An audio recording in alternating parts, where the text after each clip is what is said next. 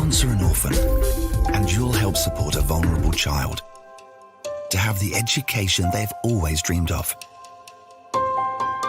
so they can build a brighter future. You'll be feeding a hungry stomach and a hungry mind with knowledge that will last them a lifetime. That's the power of an education. Sponsor an orphan now with Islamic Relief.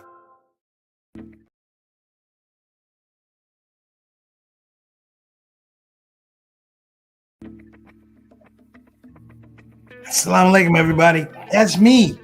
I'll be dressed a little bit like this for the show. Please come out to support. It sounded funny at the time in Dearborn, December the 17th, 2022. All right. So here's the deal. I just got to get this straight. It's all right. Because I can't keep bending this way. So look, this show is going to be amazing. I'm being brought there by my brother, Big Fresh, and everybody in the Hammer Track area. My main man, Ishmael, and his lovely queen. Rafiki's going to be there. This is going to be an amazing show. It's going to be intimate. It's going to be funny. Years ago, I did something called Love Supreme and Anatomy of Gratitude, which was a true tribute to John Coltrane through comedy. Now we have this thing. We got so many things to talk about: the pandemic, the elections, Trump. Listen, brothers and sisters, this is the time. We're going to be doing a show. Yeah, it is. It's called It Sounded Funny at the Time. Dearborn, Michigan, December the 17th. Listen, I hope you guys attend. I'm looking forward to coming back to the Dearborn area and just being amongst my brothers and sisters. Come on out. $20 if you get your tickets early. 25 if you get them late. And if you don't like Muslims, you don't get a ticket at all. Listen, see you there. I won't see you. No matter, because we're going to have an epic time. With your moms. It sounded funny at the time. All right. Let me go right here. All right. Assalamu alaikum wa rahmatullahi wa barakatuh, everybody. I hope you're doing well. I am reporting from the dining room table of Sister Mary Moss, better known as Mama Son. Make a while for her. She's not feeling well today. But it's good to, of course, always be home and be able to congregate and fellowship with your mothers and your fathers and your aunts. So, make sure you take advantage of that with this upcoming holiday season. Shout out to my family in Detroit, Big Fresh, Ishmael. Time's coming close for It Sounded Funny at the Time. If you're in the area, we ask you to please go ahead and get your tickets. Momentum is building now as people actually know that I'm going to be coming. The advertising is out, and I'm just looking forward to being with going to the Midwest, particularly Detroit, Michigan has a special quality of people. So it gives a very unique show, a unique perspective, particularly for somebody that lived in the Midwest for quite a number of years, went to school in the Midwest.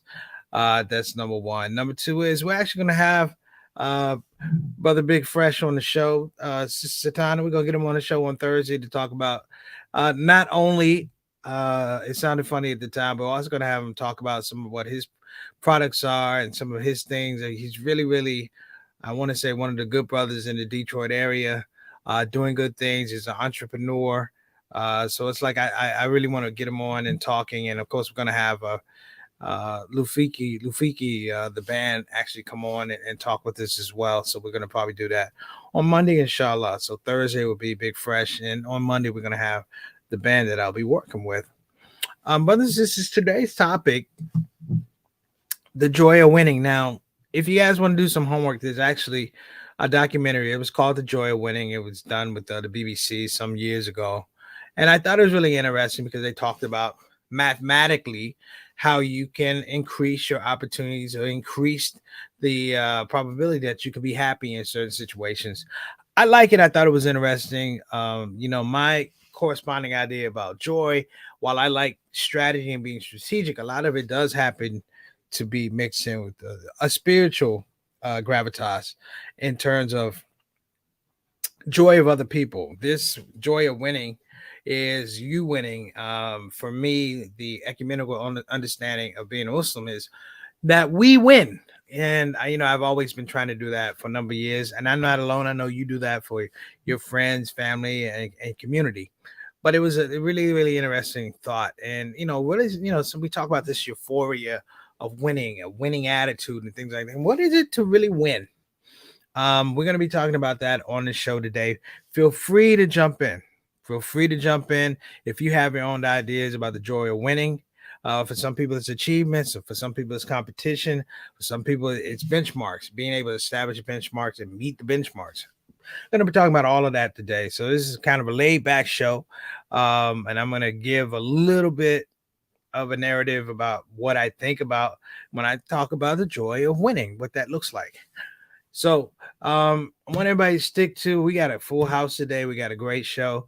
Inshallah, I'll be able to follow my own benchmarks and make sure we get out of here 30 minutes.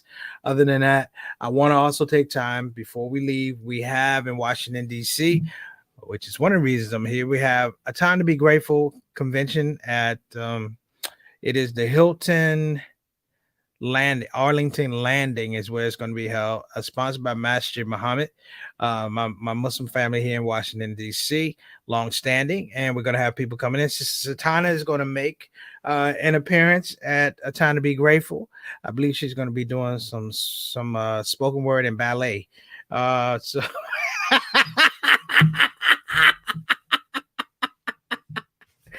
well, anytime Sister Tana comes in Washington, D.C., we are happy. I'm happy. My mom is happy. She might even come out on Friday. I don't even know. So if you're in the Washington, D.C. area while I'm talking about all these things, make sure that you check out A Time to Be Grateful. The Culture Night is on Friday. I'll be hosting that. We have the banquet on Saturday night. We have a host of workshops. It's really a good time. And, you know, I really look forward to when we have the A Time to Be Grateful. And so I'm going to encourage everybody to get your tickets. If you got one ticket, you already got your ticket, go get another ticket and give it to somebody, okay? So we're talking about the joy of winning here on the Shout Out Show. Don't move. We'll be right back.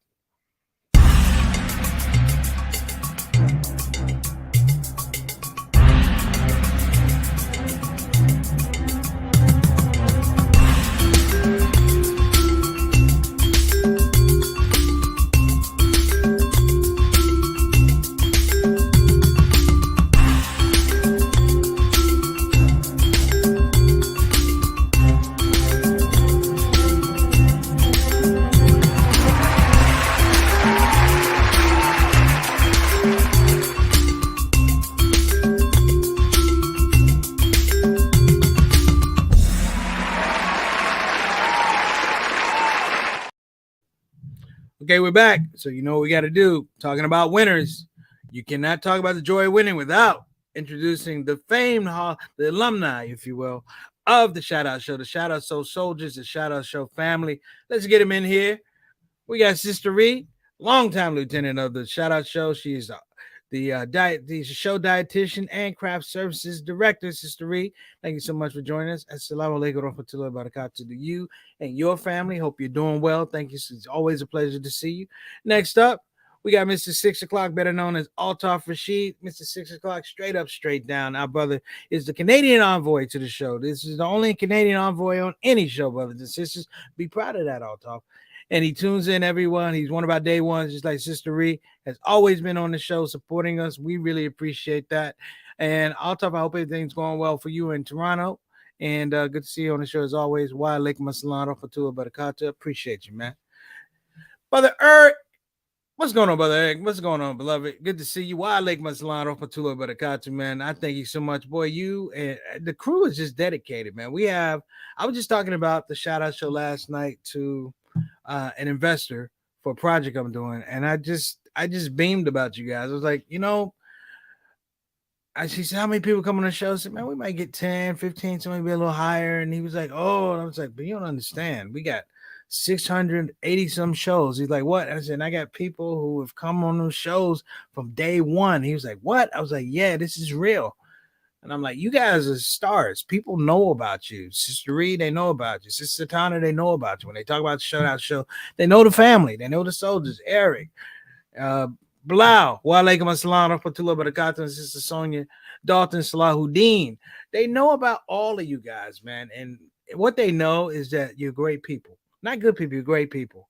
And I'm proud to know you and shout you out. And anything I can do for anybody, you know that. It's nothing but a call or a text or email. All right. And we got to get in the house. We got Sister Oh wow, spoken word, ballet, and bungee jumping. She's gonna do it all. She this is Satana, our executive producer. We can't make this show without her. We appreciate her and all of her contributions. Sister Satana, thank you so much. Wa alaikum assalam rahmatullahi wa barakatuh.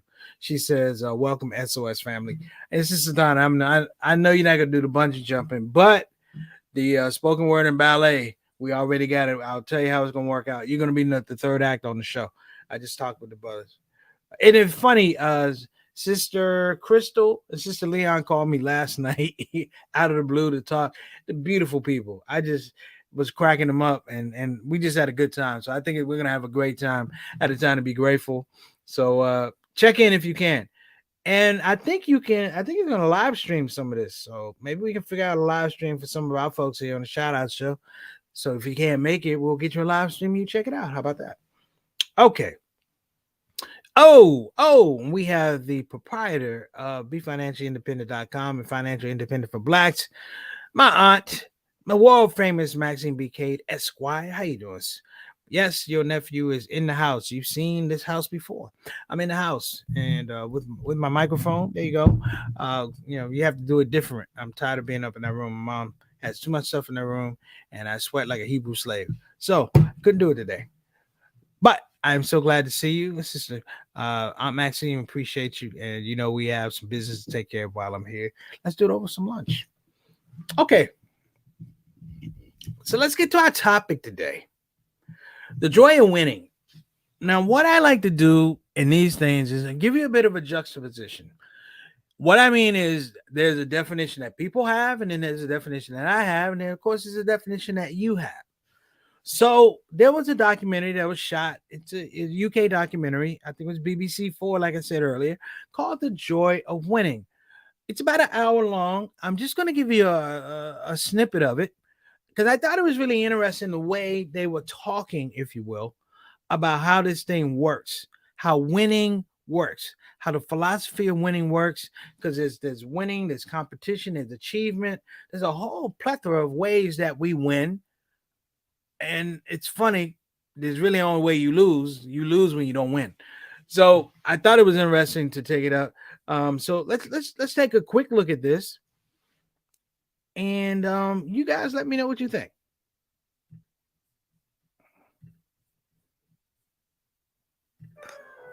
Let's take just one example. Something as simple as ordering dinner. Should you choose burger or steak?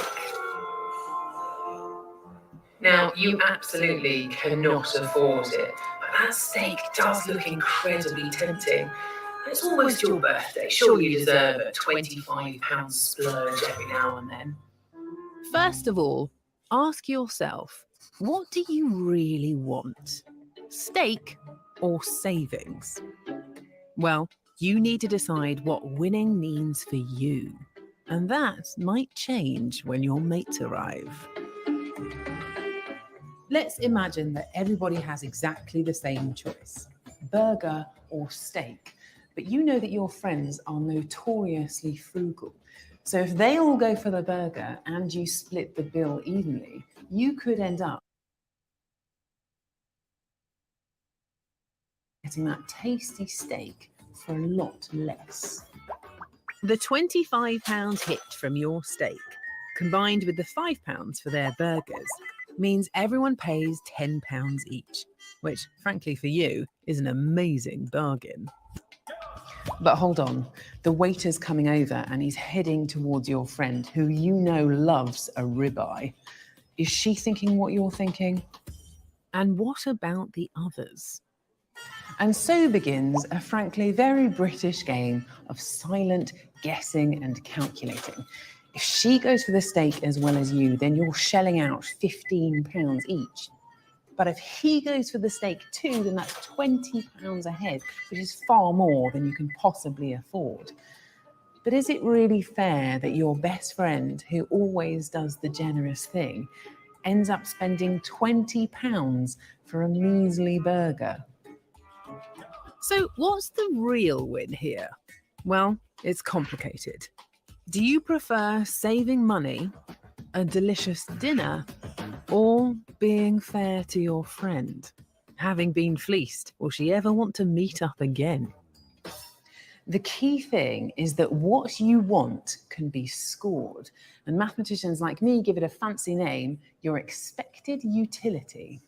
We express your preferences as values that capture just how much you instinctively want something against the price, and then factor in other stuff like risk.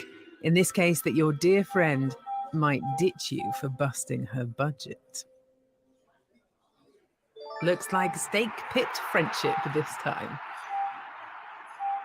So there you go. If you can figure out everyone's preferences and you know what you want, then the key question becomes, at the lowest cost to yourself and without having any control over other people's actions, how do you get what you want? Right. So a couple things that we have to look at, and I really like the way they laid it out. The utility, the whole aspect of utility is a really interesting process, and this is what it has to do with. One is the ephemeral. We want what we want. That's called the lizard brain. We want what we want, but then there's a higher, of course, a higher awareness, if you will, which is what are the risks or what are the consequences for the people that are around us. Now, a lot of times in strategy, we tend to go with the lizard brain. We tend to go with everybody's going to do this. People are not going to do the unexpected. And because of not doing the unexpected, you're going to be able to, I guess, statistically or figure out the probability that you can get what you want, or you can correctly forecast exactly what that outcome is going to be. It's just like that sometimes you'll be out with a friend. You know that a friend doesn't have money. So you know that when you go out and you're going to pay the bill, you know that friend doesn't have money. But instead of making that friend feel funny about not having cash or not having means, you'll create a situation whereby there's a celebration. Not only am I taking you out, I haven't seen you. This is on me. No. And you change, of course, the template of what that relationship is. You change what that evening or the engagement is. A lot of us do that. And it's also the fact that you have to sometimes figure out what is winning to you. A lot of people don't do that. A lot of people say winning means that you must lose. Now, we've talked about the whole scope of zero-sum relationships. I don't want to get into that. But this is interesting because they start talking about things about risk and what is your threshold? Your threshold meaning what is acceptable. I have a term that I call visible wins. And what I mean by visible win is I can, in many regards, I look at it that it has to be registered as something that's moving me towards a larger outcome, that it has to start someplace. Case in point, Satana and I have talked all the time. We're going to go to the break for a minute. But Satana and I have talked many times about the beginning of the ShOUT show, which was, what, Satana? We're going to try and do Ramadan 30 for 30. Now, a lot of people, you've seen several years of Ramadan 30 for 30, but a lot of people don't realize that that was the one that started. And how did it start? It didn't start like, hey, it's a Satana. It started with the fact that somebody introduced technology to me that reduced my cost till it was darn near minimal. That we could produce content at this level, and it was minimal. And what happened was, because we had that minimal cost, we were able to do things. Equipment, lights, computer, sound, microphone, all of that. And we were able to produce a product that not only we thought was good, but it was something that we could scale up. Things like all around the overlays and things like that. These are things that we learn that increase the value of the show. That we want people to come to the show and feel like that you got a quality presentation, that something looked professional. And that's a win for us. A win isn't we go out and get a $3,000 camera and shoot it, because you can shoot it and not have any content. A win for us is that we can deliver content. We know our audience. We appreciate our audience. And we give ourselves every time an opportunity for fellowship. Think about that. The joy of winning. We'll be right back. Don't you move.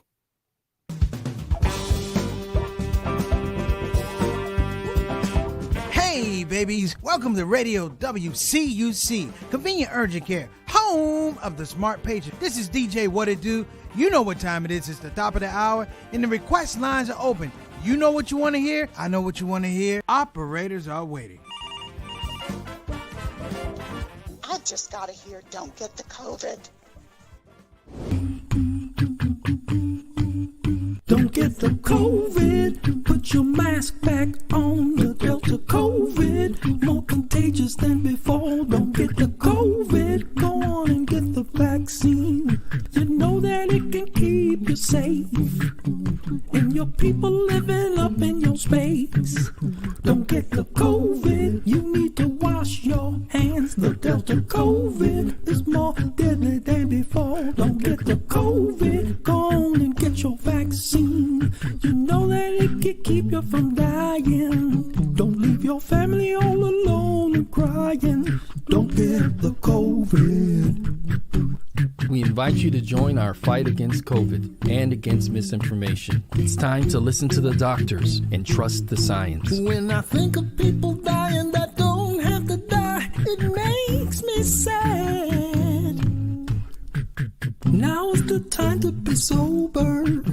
Together we can make this thing over. Let's fight the COVID. Convenient urgent care, home of the smart patient. All right, we're back on the SOS, the Shout Out Show, talking about the joy of winning. I can tell you guys it's multi-level, multi-layered for me, but it's also multifunctional in the context of like comedy. It was never enough to make people laugh. For me, the win was, for me as a thinker, as a critical thinker, that you could take things that were difficult ideas and present them to people in a way whereby they were engaged with what the concept was and weren't threatened. And the laugh would come along with it. Teaching was a beautiful thing. JT can attest to this. I had some rough students in my years of teaching in Milwaukee, but the win every day was I presented something in the classroom that got these young boys and young girls to come back to class and invest in themselves. Because sometimes winning is difficult for people. And I'm trying to phrase this appropriately. Sometimes winning is difficult for people because they may win in some regards, but they're still empty. And I can talk about that when I was younger, that I won at things, I was good at things, I achieved things, but there was an emptiness. I go through it pretty much like you guys every once in a while. I go through it sometimes like I need challenges. More so than wins. I need challenges. I need things that reform what my skill sets are, that test my core values, that expand my core values, and that's the next level of winning. We need challenges. Does anybody see the difference between challenges and winning? Think about that. While you're thinking about it, let me give a shout out, of course, to my little brother, Johnny L. Thomas, JT, checking out all the way in from Milwaukee. I hope that Aunt Mamie is doing well. Please give her my greetings. Wa alaikum assalam wa rahmatullahi wa barakatuh to you, beloved brother, and sisters Aika in Indonesia. Wa alaikum assalam wa rahmatullahi wa barakatuh. Safe travels to you and your family. Now, what is the and I should probably ask Satana this.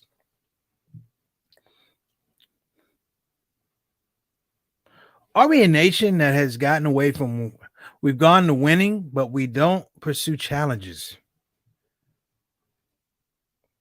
We're a nation that is bent on winning, but we don't pursue challenges. Let me give you a prime example. We have a current war between Ukraine and Russia. The framing of the war of Ukraine and Russia is that one has invaded the other had to push back on the invasion. We're talking about real estate. That's the scope of winning. The challenge is, can you find a peaceful narrative to save lives? So I've always been a challenge guy. So sometimes it may I wind up getting a master's. I may wind up, I don't know about you. Sometimes I take jobs. I used to take jobs I knew I wasn't qualified for because I knew that the learning curve was extremely high and I would come out with these new skills. Sometimes I deal with people who are difficult people because it's important for me to learn how to deal with difficult people, to understand that the mindset, to understand some of the, I like to say, cerebral frivolity that you have to be engaged with.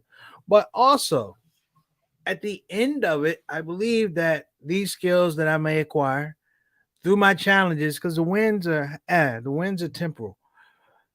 The challenge is you're learning, and the information that you accrue, you're able to give it to someone else. You're able to engage someone else and give them information, and they can go and find challenges. I find that that's one of the things here in the United States that we've gotten away from. Challenge. And we always talk about now when you have competition for kids, you can't have a first place. You gotta have a first place, a second place, a third place, and a participation medal. When I was a kid, if you came in and you didn't place first, second, or third, you ain't want to participate medal. You wanted to figure out how to get better and be competitive so you can earn that first place, that you can earn second place. And if you got second place, there was an impetus that you wanted to be first place. And as I got older, it's like I can do first place stuff, but I want to learn the process more so than just the strategy. What's the process? Because it's the process that's going to carry you on to the next thing.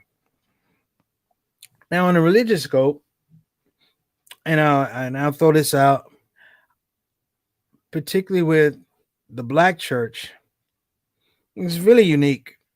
It's really unique because Black theology is not bent on securing wins.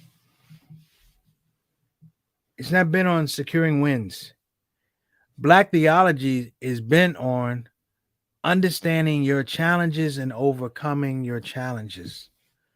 Because the idea of a win is irrelevant. You're in a situation where the juxtaposition is that people don't want you to win. Everything that you've had to work through is a template to make sure that you don't win. And so I thank my ancestors. I thank my relatives. I thank my grandfathers, my grandmothers, my fathers, and my aunts and uncles who framed in me, and just the same as you, framed in me, wait a minute. Wait a minute. They're talking about wins. This is just for a situation.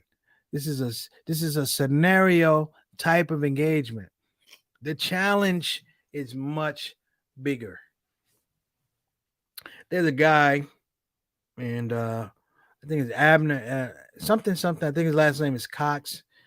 He just got sentenced to prison. He pled guilty to burning a cross on a Black couple's, wait for it, not their house, a rental property. So he burning a cross on a rental property, which I think is the dumbest. It's not even a house. You burning a rental property. They don't even live there, but you run it. Okay.